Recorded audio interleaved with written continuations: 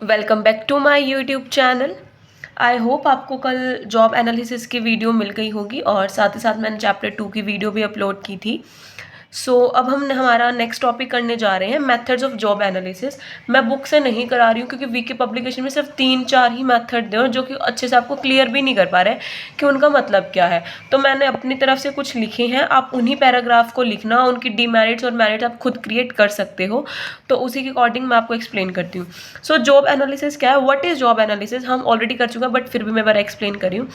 It is based on job data, कि job का हमारे पास डाटा क्या है, उसको डाटा के बेसिस जो हमारे पास डाटा होता है हम उसी के बेसिस पे हम एनालाइज करते हैं जॉब के बारे में।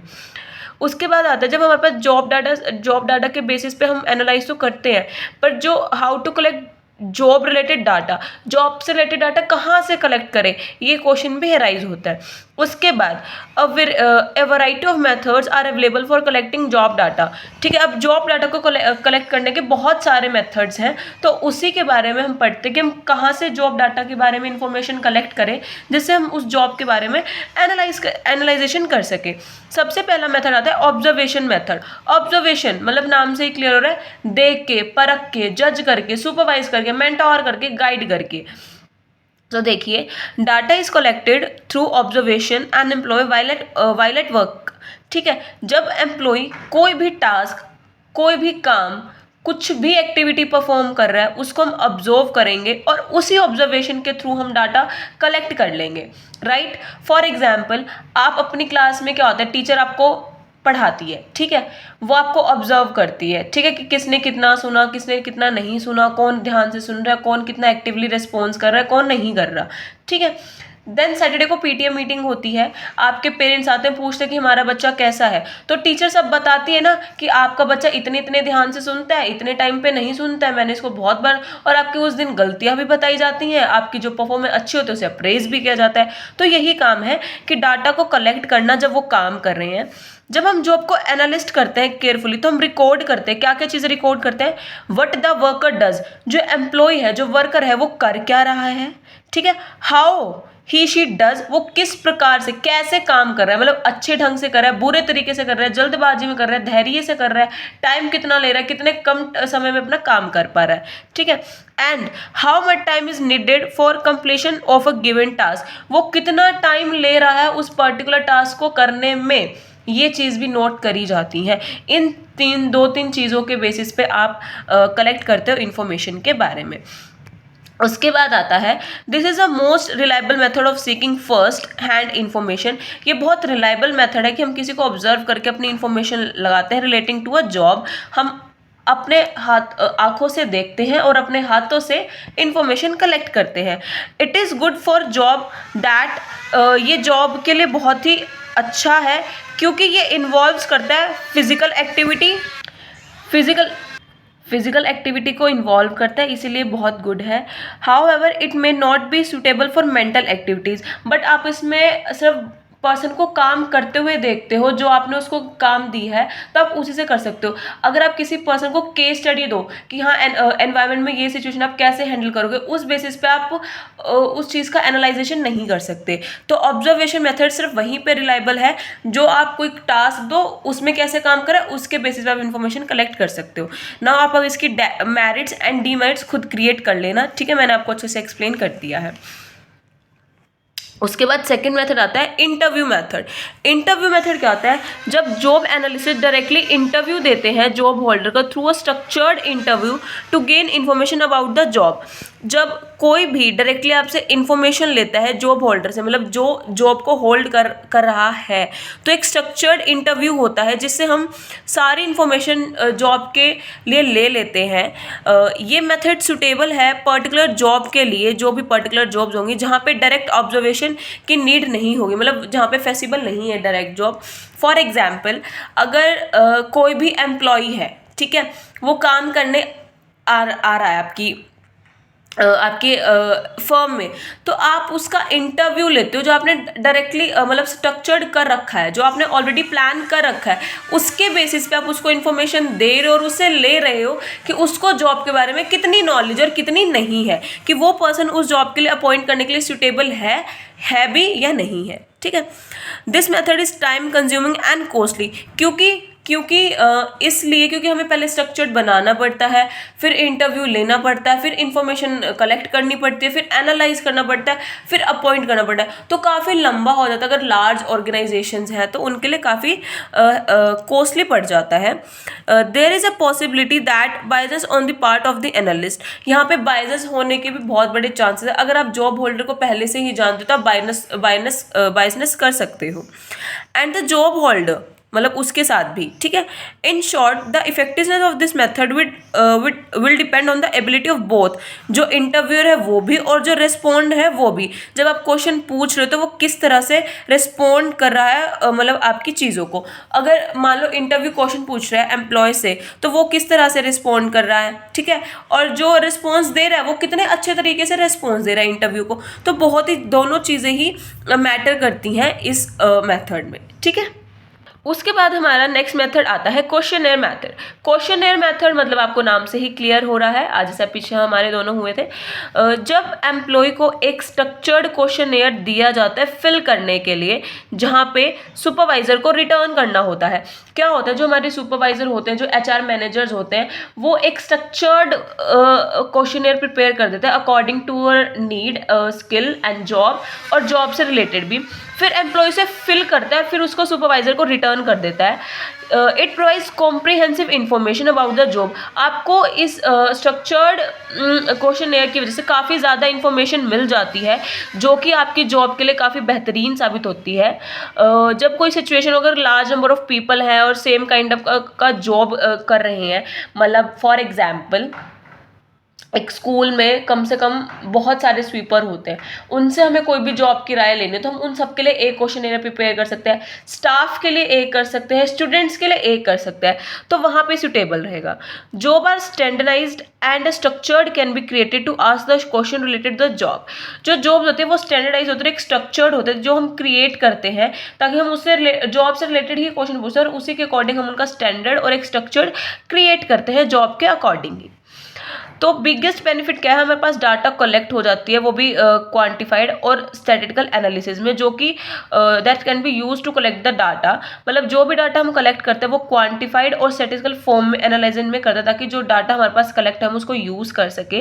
Eight the same time nobody feels it seriously, so data में बी कम्प्लीटली इरेलेवेंट। कई बार क्या होता है कि कई एम्प्लॉयज़ को सीरियसली नहीं ले पाते, तो इस वजह से जो इन्फॉर्मेशन होती है वो इरेलीवेंट भी हो सकती है। हम इसी क्वेश्चनेयर के बेसिस पे कभी भी डिसीजन मेकिंग नहीं कर सकते हैं, हमें कुछ ना कुछ और प्री प्लान करके चलना पड़ेगा। मतलब कई बार क्या होता है कि अगर हम कोई भी क्वेश्चनेयर देते हैं तो ज़रूरी थोड़ा कि हर कोई सही अपनी इन्फॉर्मेशन देगा। कुछ लोग चीटिंग भी कर सकते हैं, मतलब हाँ भी तूने क्या लिखा है बता दे, मैं भी वही लिख देता हूँ, लाइक ऑल एंड दैट। तो उसके अकॉर्डिंग भी हमें देखना पड़ता है। उसके बाद है चेकलिस्ट मेथड। चेकलिस्ट मेथड क्या होता है कि जो जहाँ पे डिक्टोमिनस क्वेश्चन होते हैं जो कंटेन करते हैं, जो जॉब होल्डर होता है वो सिर्फ यही पूछता है, टिक क्वेश्चंस पूछता है रिलेटेड टू हिज और हर जॉब, जिसको हम प्रिपेयर करते हैं on the basis of job information जो हमें ऑब्टेन हुए हमारे सुपरवाइजर से और जो दूसरे पीपल ने जो फैमिलियर है उस पर्टिकुलर जॉब से रिलेटेड। जो जॉब एनालिसिस है वो सारी अमाउंट ऑफ सारा अपना टाइम स्पेंड कर देता है और उनसे हर एक पर्सन को टास्क देता है, ताकि जो भी टाइप ऑफ ट्रेनिंग और एक्सपीरियंस की रिक्वायर्ड है वो हर टास्क पे कर सके। ठीक है, तो चेकलिस्ट मेथड यही है कि हम ऐसे क्वेश्चंस प्रिपेयर करते हैं कि वो टिक में ही आंसर कर सके। हम सुपरवाइजर से सारी इन्फॉर्मेशन लेते हैं उसको प्रिपेयर करने के लिए, और हम उसी पर्सन के साथ उससे भी ले सकते हैं जो उस पर्टिकुलर जॉब के साथ फैमिलियर, जो उसे कर चुका हो, जिसे एक्सपीरियंस हो। और जो एनालिस्ट होते हैं वो अपनी सारा टाइम उस पर स्पेंड कर देते हैं ताकि उन्हें किस काइंड की किस टास्क के लिए कैसी ट्रेनिंग कैसी डेवलपमेंट की रिक्वायर्ड है हर एक टास्क के लिए, ताकि हमें उनसे रेलिवेंट इन्फॉर्मेशन मिल जाए। जैसे कि हमने क्वेश्चन पेयर मेथड था, चेकलिस्ट मेथड था जो सुटेबल था लार्ज ऑर्गेनाइजेशन के लिए, ये भी वही रिक्वायर्ड है जहाँ पे लार्ज नंबर ऑफ वर्कर्स हैं जिन्हें एक पर्टिकुलर जॉब ही असाइन करी जाती हो। और जब से ये जो ये मेथड है थोड़ा कॉस्टली पड़ जाता है, पर सुटेबल नहीं है स्मॉल ऑर्गेनाइजेशंस के लिए, मतलब जहाँ पे छोटी फर्म्स है वहाँ पे ये सुटेबल नहीं होगा। ठीक है, इसके बाद आता है हमारा next method, critical incident method. Critical incident method क्या होता है कि जो ये जॉब होल्डर के पास्ट एक्सपीरियंस के ऊपर बेस्ड होता है।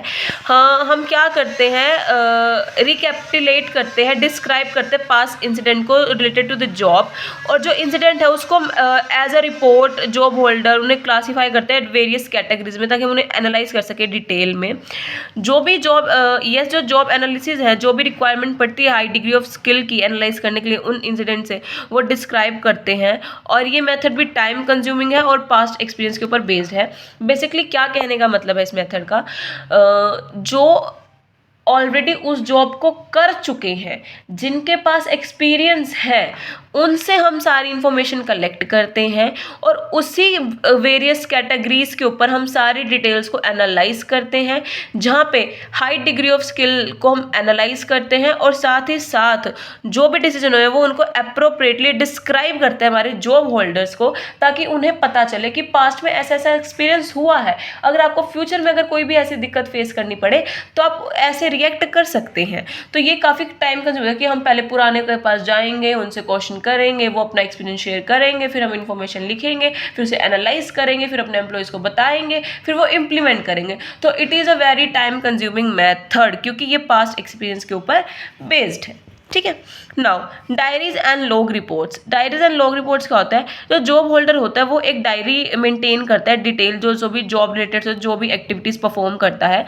जैसे कि फॉर एग्जाम्पल स्कूल में सुपरवाइजर होता है, उसका काम क्या होता है कि वो हर एक क्लास में जाता है, नोट करता है कि कितनी क्लीनिंग है, क्लास में बच्चे बेंचेस कितने हैं, अच्छे से काम कर रहा है नहीं कर रहा है, टीचर्स अपना कैसे लेक्चर प्रोवाइड कर रही है, बच्चे पानी पीने जा रहे हैं तो उनके लिए वाटर कूलर की सर्विसेज अच्छी हैं या नहीं है, कोई इलेक्ट्रिसिटी की कोई प्रॉब्लम तो नहीं है, कहीं पर शॉर्ट सर्किट तो नहीं हो रहा, क्लासरूम में चॉक्स डस्टर अवेलेबल है या नहीं है, मतलब वो सारी चीज़ अपने पास नोट करके लगता है। तो इसी तरह से जॉब होल्डर को एक डायरी मेंटेन करनी पड़ती है, रिकॉर्ड करनी पड़ती है कि जो जो वो एक्टिविटीज़ परफॉर्म कर रहा है या फिर देख रहा है करते हुए, उन सबको नोट करें, जो कि हमें एक्यूरेट और कॉम्प्रिहेंसिव इंफॉर्मेशन देती है अबाउट उस जॉब, पार्टिकुलर जॉब के बारे में, ताकि हम उसे एनालाइज कर सकें। और साथ ही साथ जो भी ओवरकम करना पड़ता है हमारी मेमोरी से, हम वो क्वाइट कंज्यूमिंग टाइम में कर सकते हैं।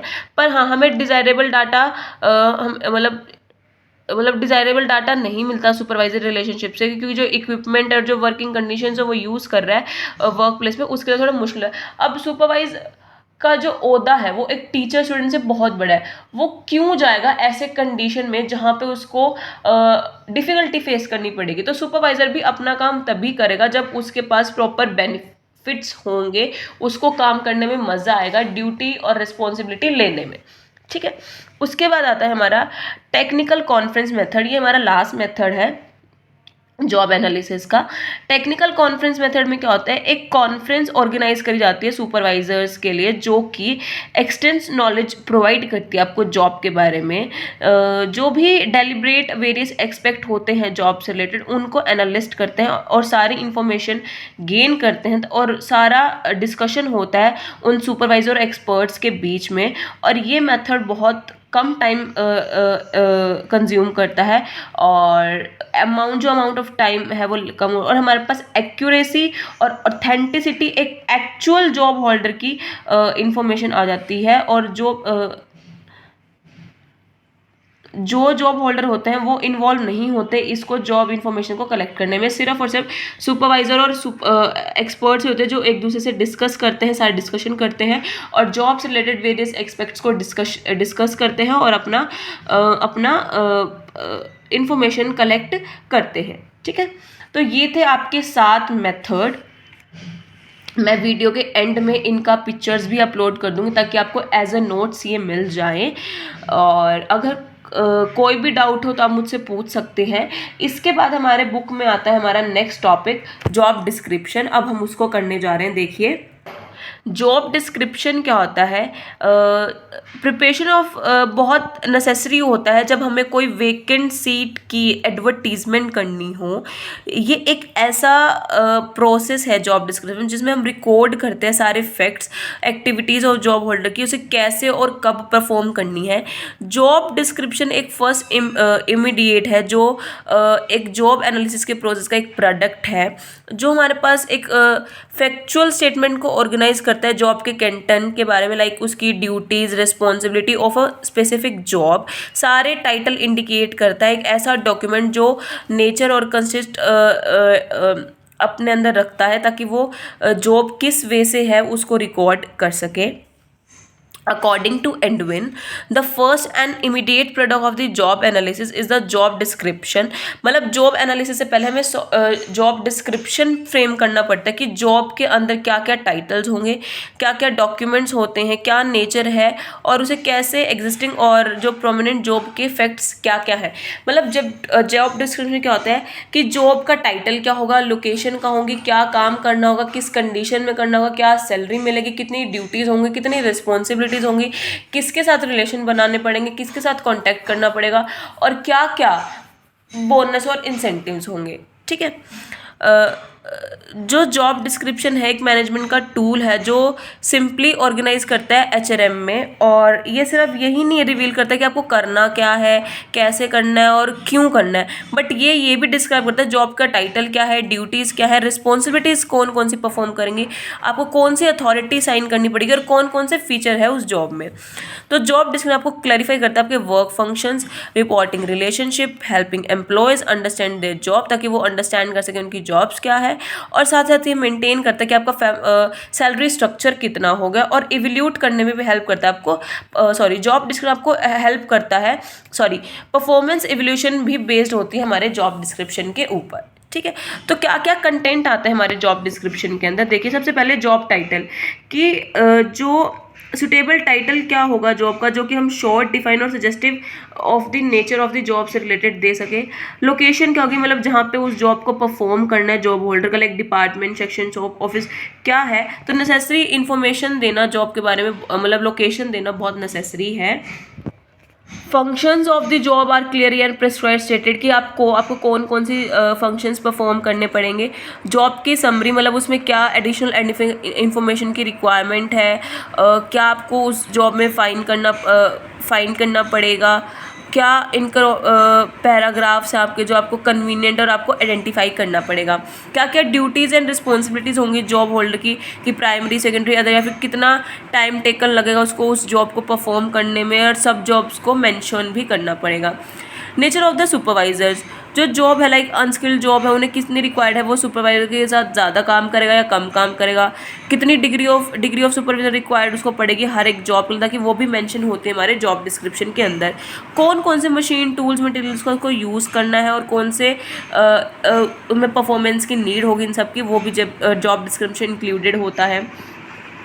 कौन कौन सी अदर जॉब से उसका रिलेशनशिप होगा, लाइक वर्क फ्लो होगा, प्रोसीजर होगा, हॉरिजेंटली होगा, प्रमोशंस होंगे या नहीं होंगे, वर्टिकली क्या रहेगा, वर्किंग कंडीशन कैसी रहेगी, वो किस एटमॉस्फेयर में काम करेगा, hot, cold, wet, humid, dry, dusty, oily, noisy, windy, किस ऑल्टरनेटिव्स में वो काम करेगा। हैजार्ड, अगर कोई भी ऐसा कंडीशन हो, कोई एक्सप्लोजर हो जाए, शॉक लग जाए या फिर कुछ भी हो, तो वो भी चीज़ें उसमें ऐड ऑन होती है। अगर आपको इस चीज़ मतलब हाँ भी अगर आपको केमिकल से प्रॉब्लम है तो हम आपको उससे दूर रखेंगे, आपको कोई और काम अलॉट करेंगे, तो ये चीज़ें भी जॉब डिस्क्रिप्शन में सारी मैटर करती हैं। तो जॉब डिस्क्रिप्शन देखिए कैसे बनाते हैं, इन्होंने पूरा डायग्राम दे रखा है, आप देख सकते हैं।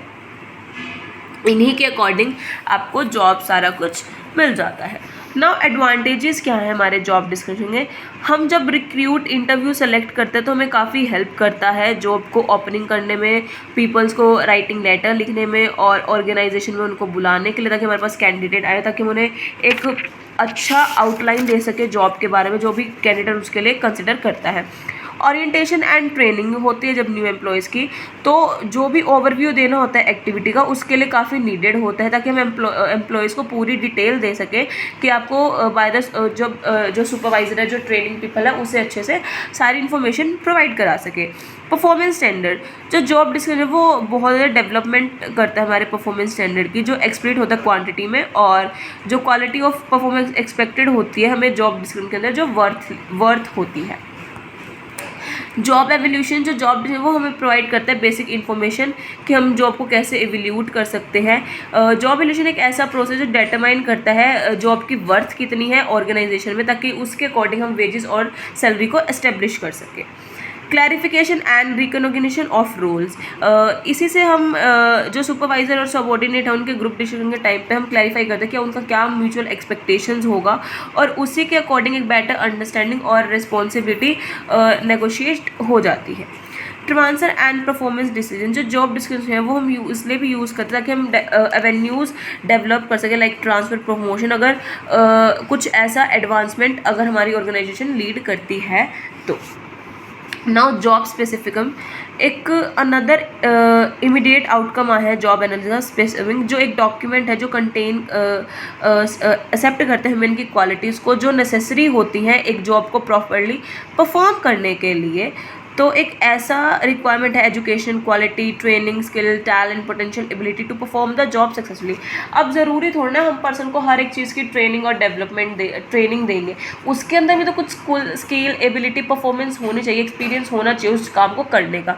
तो जॉब स्पेसिफिक में यही चीज़ें रिक्वायर्ड होती हैं। देखिए, सबसे पहले डेफिनेशन आप कोई भी लर्न कर लेना, हम फर्स्ट देख लेते हैं। अकॉर्डिंग टू डेल यॉर्ड, the jobs as a summary popularly describe a specialized job description, emphasizes personal requirement and designed specially to facilitate the selection and the placement। ठीक है, जो कंटेंट क्या क्या होते हैं, फिजिकल फीचर कैसे होगा, मतलब वेट, हाइट, साइट कितनी है, psychological feature like sound mind person है या नहीं है, एबली एनालाइज कर सकता है, रिस्पॉन्सिबिलिटी सेंस कर सकता है, अटेंशन, पर्सन उसका बिहेवियर कैसा है, मेंटल एबिलिटीज़ क्या, लीडरशिप क्वालिटीज़ है, डिसीजन मेकिंग में कैसा है person, social features like interpersonal contracts है, विजडम में कैसा है, मोटिवेटिंग क्वालिटीज़ कि काम को एक्स्ट्रा मतलब एबिलिटी कितनी है, अडेप्ट कितने अच्छे से चेंज को कितनी अच्छे से अडेप्ट चेंज करना होता है, प्रेशर्स कितना लोड कर सकता है, कंट्रोलिंग कितना है, रिस्पॉन्सिबिलिटी